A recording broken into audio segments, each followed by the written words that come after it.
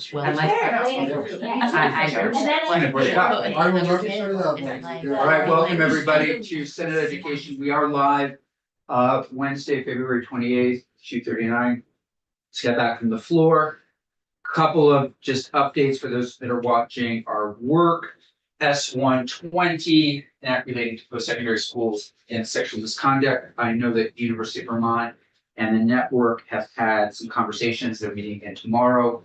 I would anticipate a new draft of that bill upon our arrival back, if not before, in your boxes. And if so, I will give everybody a heads up so they can review it. CTEs, we're going to take some testimony, a little more testimony today, but I have asked the Secretary of Education to convene a bit of a working group between now and when we get back, just to get everybody on the same page so we can move that.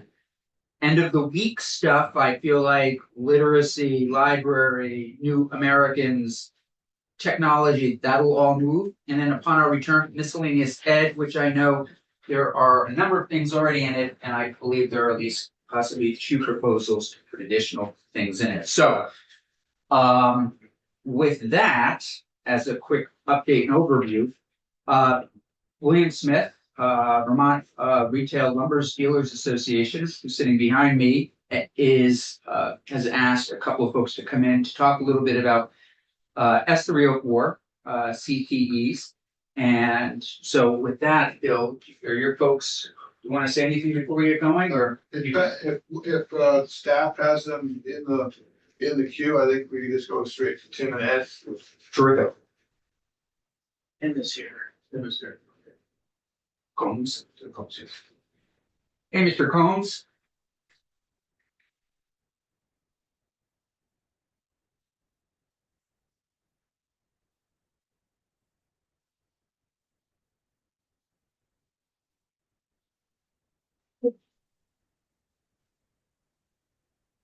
There he is. Hey, Mr. Combs.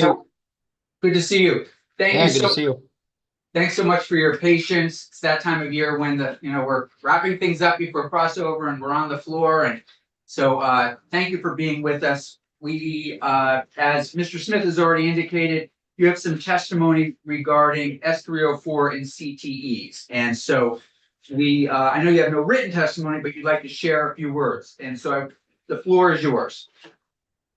Okay, so yeah, I'm a product of the Career Center myself, so I know how important it is for students not wanting to further their education, such as myself back in mid 80s.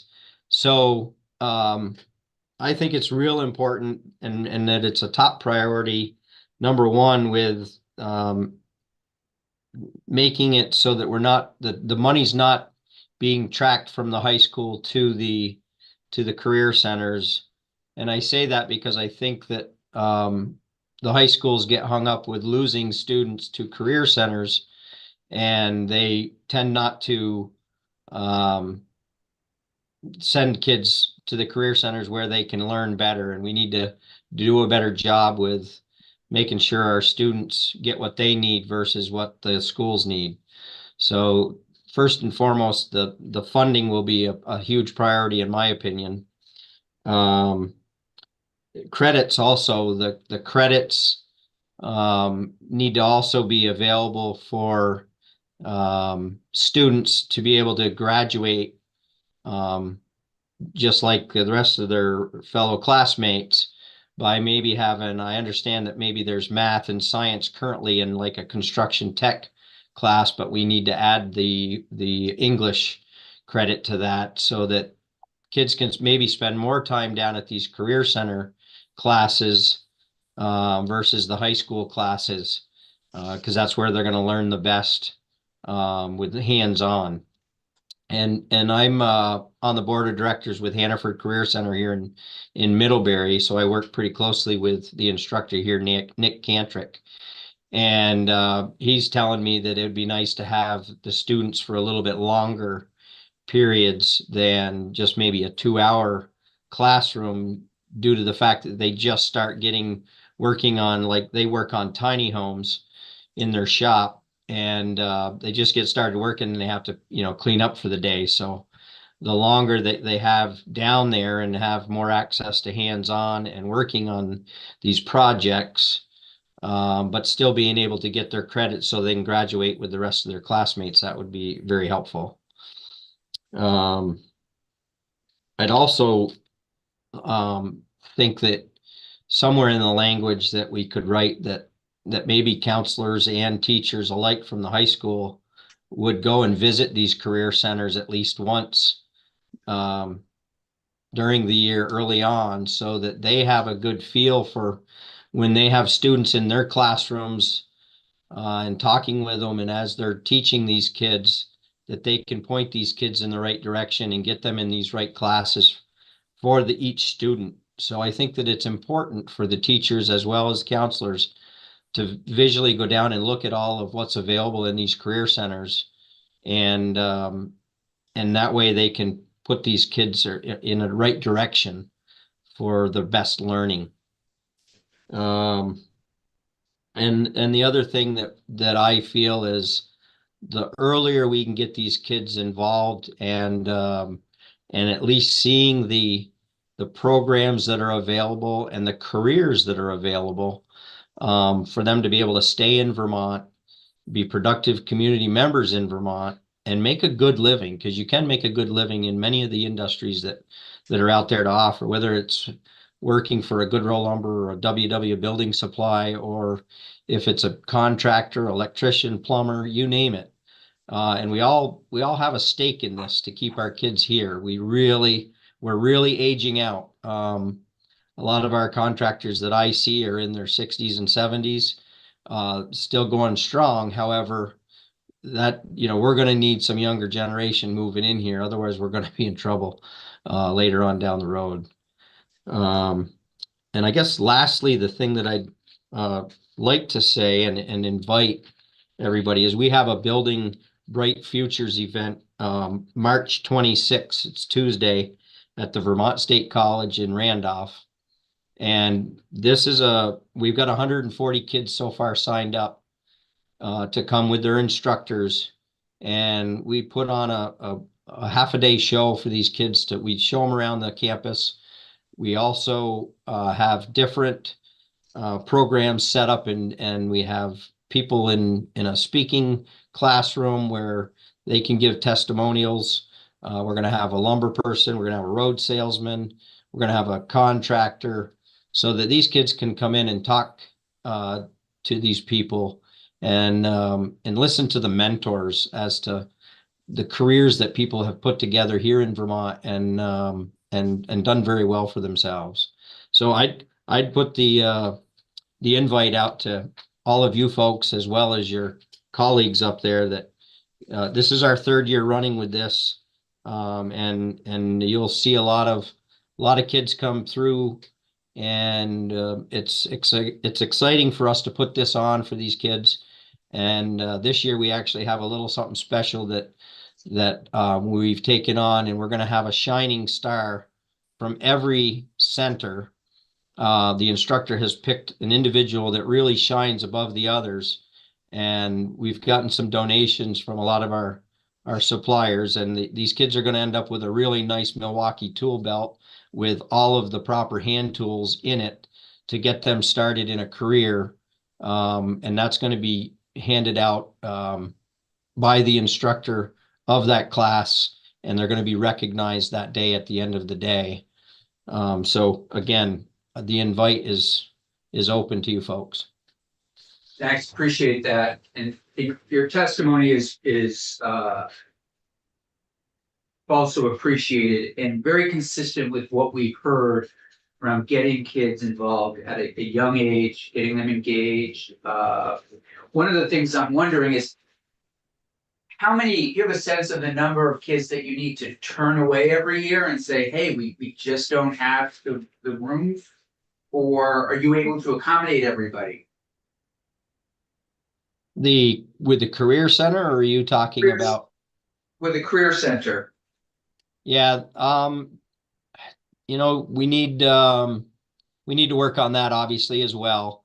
I think some of the prerequisite to being in this construction tech is you need to take maybe mechanical science class for like the 9th and 10th graders. They take that first and then they kind of jump into this other class. So there's several steps and several different teachers that can work through it. Obviously, we have to have the staffing just like we do in high schools.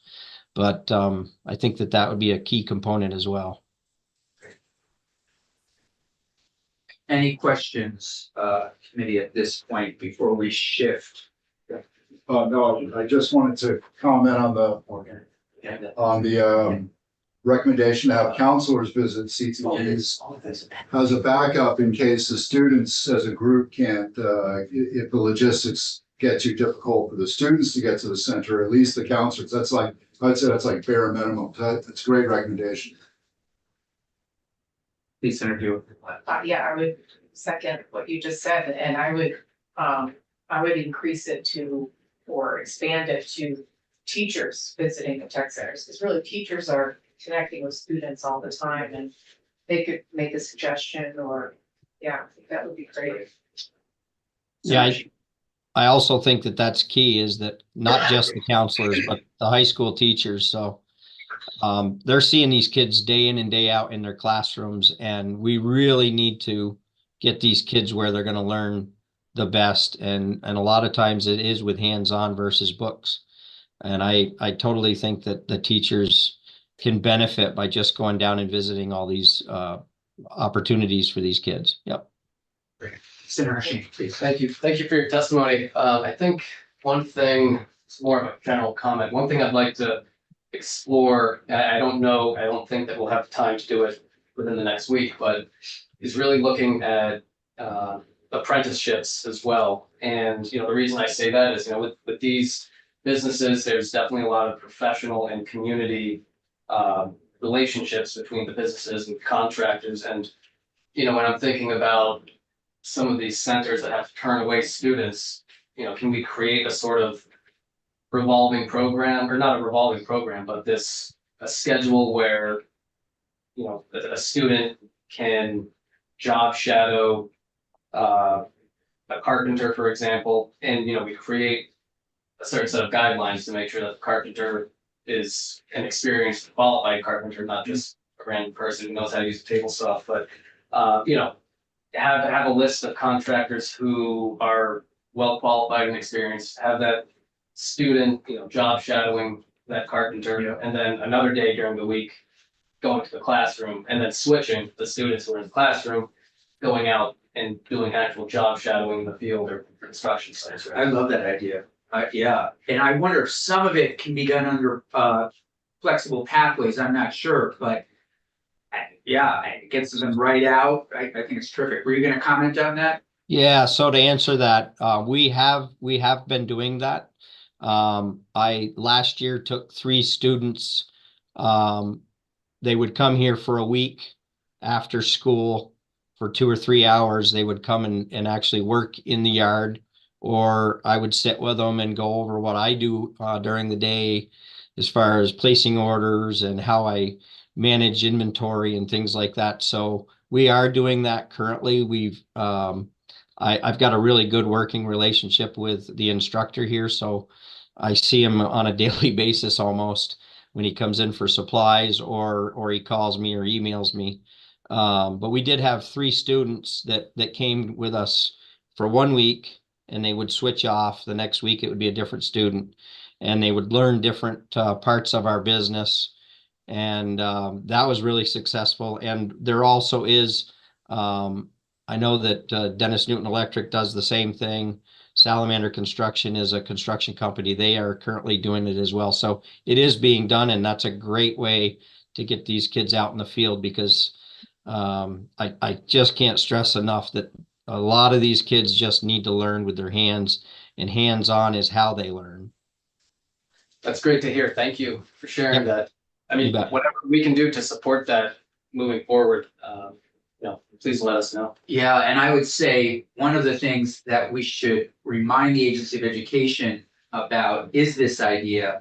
Particularly, we're giving the agency, or suggesting the agency, have a new full-time position for CTEs, and it's the governor's recommend. This would be a great thing for that person to sort of sink their teeth into and make sure that what Senator Hashim is describing is happening around the state, which I don't think it is, but how can we get it more and more around the state? Yeah, I think that, you know, as a group, our VRLDA board is really working very closely. And I know Ed works with a couple of his, career centers down south and just all over our state. Our board really takes pride in getting these kids educated and in our fields and keeping them here in Vermont. So we are working quite hard on this as a board, Vermont Retail Lumber Dealers. Great.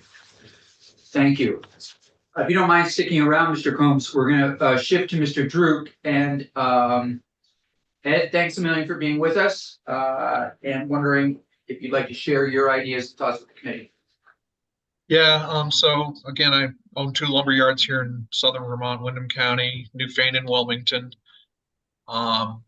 Again, like Tim says, we're tied to we're 2 career centers, Brattleboro and then Springfield is the 2 that we're connected to the most.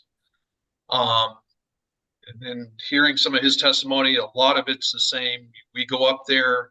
We send a lot of our suppliers to Springfield, especially to do seminars on window installations. We do roofing things with them. So we're involved in doing a lot of that ourselves and more than willing to do it for it. One thing that you mentioned about kids being turned away, being on the Springfield board of that one, they had trouble getting enough kids here a few years ago. It is now turning around, I think, because it is being to the forefront. You know, more kids are being exposed to it than they have been. Again, they need to be exposed earlier. They need to be exposed to things that they need to learn just to get out into the field every day.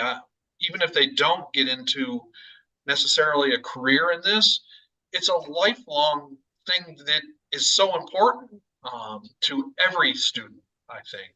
Just learning how to read a ruler is, you know, just something they can take along with them that we don't see happening.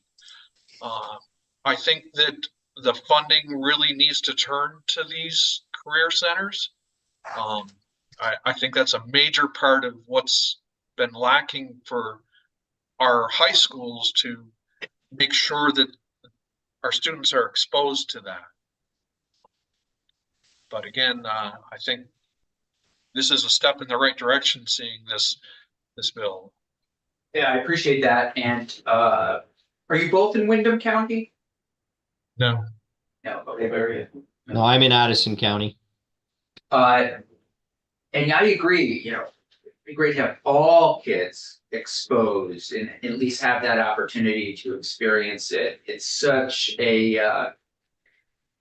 so much of Vermont, I feel our educational philosophy is rooted in John Dewey, this learning by doing, and the more kids, again, at any skill level, any academic level, go and learn the things that you're all teaching, it's going to feed them with what's happening. It's going to feed the classroom and then to certainly feed their lives afterwards. So I really appreciate what your support on this. And I agree, it's great. It's front and center. This is one of the first times I think in my 14 years in the building that CTEs are really front and center in the legislature. So looking forward to seeing what the next few months bring and what our final product looks like. Anything else, committee? Mr. Smith, anything else? No, thank you, Mr. Chair. Yeah, it's been terrific. Thank you both very much. And please, we'd encourage you to continue to follow our work as much as you can. And as we're making our way toward a final product, we may reach back out to you for additional testimony. But in the meantime, just please accept our gratitude. Well, Thanks we for your appreciate being guys' heard. time. Great. Yeah, Thank you. thank you. Yeah, Okay. thanks for your time. Bye now. Thank you. Ms. Zimmerman, will you join us?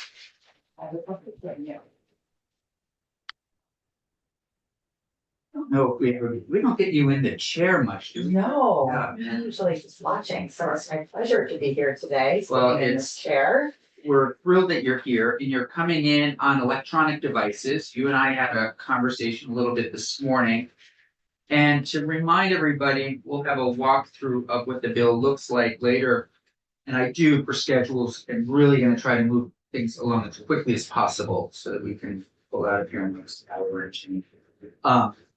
Your thoughts on 284, and then I think you also have, correct me if I'm wrong, some thoughts on 204 that you want to. I do, and Senator Hewitt and I touched base on that too. If you So touch base on it, that might be Yeah, enough for I'm, now. I'm fine to move this along. I'll say for the record, I'm Kara Zimmerman, Director of Policy Services and Legislative Affairs at Thanks, the Bill. Vermont School Boards Association. You're all looking at my testimony. I'm just gonna give a kind of a little background. By we, I mean, I worked with Chelsea Myers with Vermont Superintendent's Association just to draft some suggested language, just to give everybody kind of a sense of what we were thinking. I just want to reiterate that we're not here to support or oppose the draft. We just wanted to share our concern for your consideration. So as you know, the draft tasks the AOE with drafting a model policy regarding cell phone use in schools. Draft 101.1 says that, you know, the minimum requirements for the policy are all articulated in the bill. Things like, you know, storage location, consequences for violation, family communication channels, et cetera. Those are pretty specific. And we believe that those details are better addressed through guidance from the Agency of Education. So school district policy provides overall direction to school administrators. An example of a policy in this area would be, you know, no cell phones during class time or no cell phones during the school day. And the responsibility of that, how to carry out the policy rests with the superintendent. So really, the way we think about it is policy is meant to endure for a period of time, and then the procedures can be more flexible. So as an example, if the policy that came out of AOE were to say, you know, no cell phones during the day and all students must put their phones in a Yonder bag. Well, what happens next year when Yonder bags are no longer what students, you know, like the preferred method of, you know, preventing students from using their phones? So a policy, and when you're having these conversations at the community level, it would look like, where does our community like sit with this, right? What do we feel like it you know, is an acceptable amount of use? No use, some use, you know, and those would get ironed out in the policy. But then the how are we going to implement this in the schools would be up to the superintendents. And if the Agency of Education wants to provide guidance, that's fine. But that's why we set out the law so that it's clear what should go in the policy and then what would be left for guidance. And we used guidance as opposed to procedures because it's our understanding that some schools are dealing with this not through procedures, but through student code of conduct. So guidance just gives schools flexibility. Yeah, and just to remind, and I know you know this from our conversation, having followed it, but others watching. This guidance that we're coming up with is just to, again, help districts that are struggling, that would, frankly, don't have the time, but given every other constraint on their schedules. And you are looking in terms of, this is the actual language that you're suggesting, the following language could be inserted. Yeah. Yeah, we just wanted to make it easy because we know you're trying to get Beautiful. this bill out. So, Easy is great. Yeah. Yeah, hard is bad. Okay. great. Any And- questions for Ms. Zimmerman or any concerns? Please. Were you I'm looking, I see that we have draft 2.1 and your testimony references 1.1. I just want to make sure nothing's getting lost in what you wanted to share with us versus what we have in front of us. I don't think so. Can't remember what was changed honestly from draft to draft, and that may have been a typo on my part too. I don't think so unless, No, I don't think so. because we just got to. Oh, you did? Yeah. Okay. Yeah. All right, so I have not had a chance to look at it yet. Unless you changed what should go in policy and what should go in guidance, I would say this would probably still work. Cause it's really not, we're not making changes to the bill. We're just kind of offering some suggestions for how it's organized. Good. Okay. Welcome. All right. That's to walk us through this afternoon. Thank We you. can have this unless there's greater objections. Great. It's amazing. Okay. The St. James, I think I know we're a little bit off here, Morgan. Is she ready to take us through New American Advancement? She said she could very happy to team. Okay, so if she would, we'll wait for that. In the meantime, S204, Reading, Assessment and Intervention. Josh Soulier. How are you? Hi, how's it going? For the record, Great. Andrew Proughton, Assistant Director Oh, of Education Quality. Yeah, Josh actually got called in to House Ed today, so we kind of split it up. So Okay, you're stuck just with give me. me 1 second, Josh. I just want to get to our most recent draft.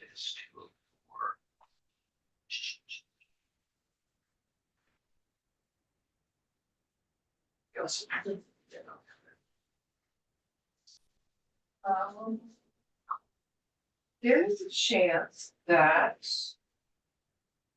I do not. Yeah, I don't think Beth has drafted it because, I'll tell you why. Because I emailed, hold on, let me just back it an email that I have, there's sorry about this. No problem. Uh,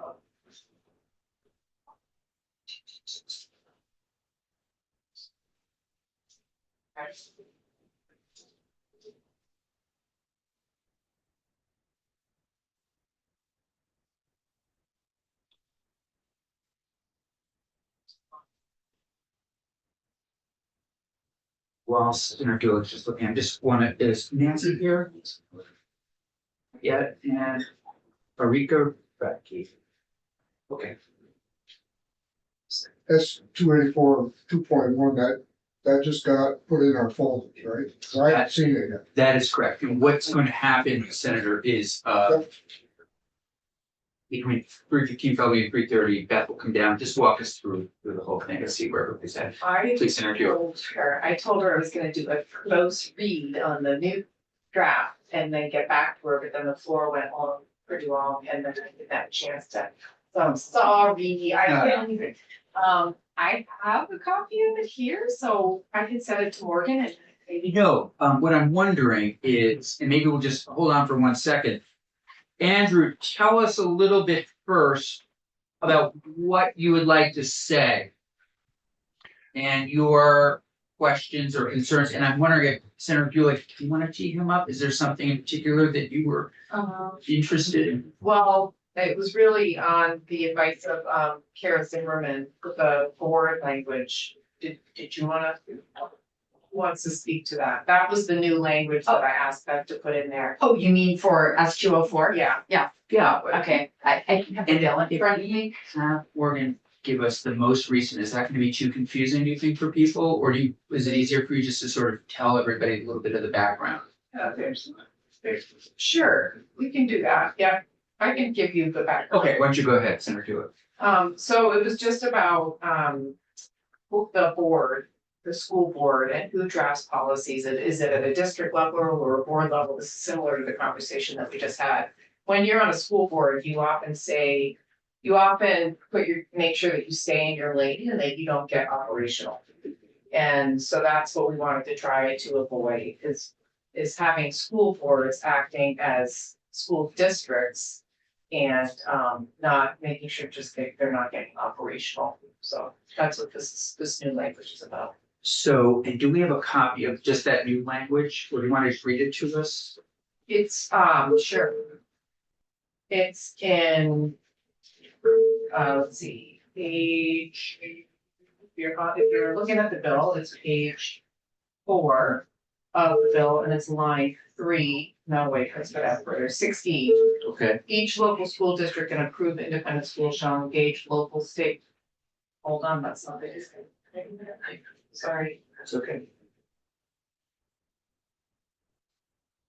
Oh, all she did was remove the word board, sorry, from page 5, line 8 of draft 4.1. So that was the change. Is that okay with you, Sharon? Yeah, and wait, which bill are we're looking at, 204, yeah, draft 4.1. Is that the most recent you have one? The most recent I have is grade one. Yeah, let me send this to Morgan. okay. So we're gonna have, Senator Hewitt has 4.1. We'll print that up and then we can all take a look at it. Why don't we go walk for a minute?